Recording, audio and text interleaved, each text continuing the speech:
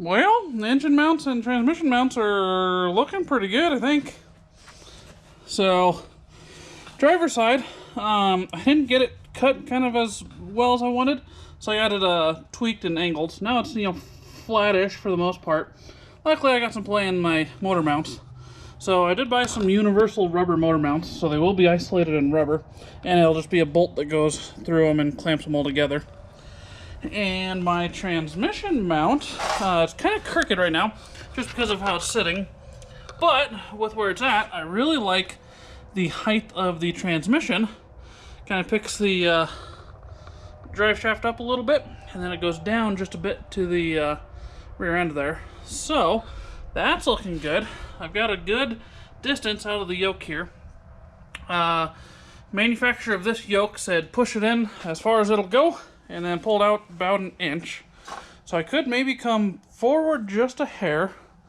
And of course, motor mounts, cherry picker's still hooked up. I do have some weight on it, but I've dropped a decent amount of weight on these motor mounts just to kind of get things kind of settled and see where they're going to sit. And I'm really liking them. This one's turning out pretty good. Let me see how well you guys can see this one. Yeah, all right.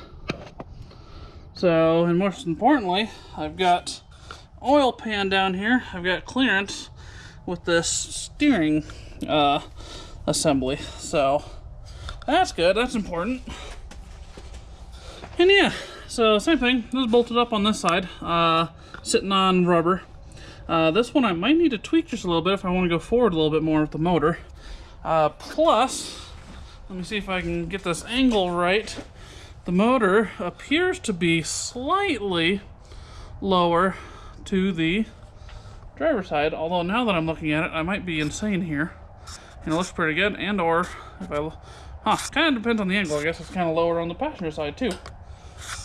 You know what? It's probably fine. So, we look pretty close.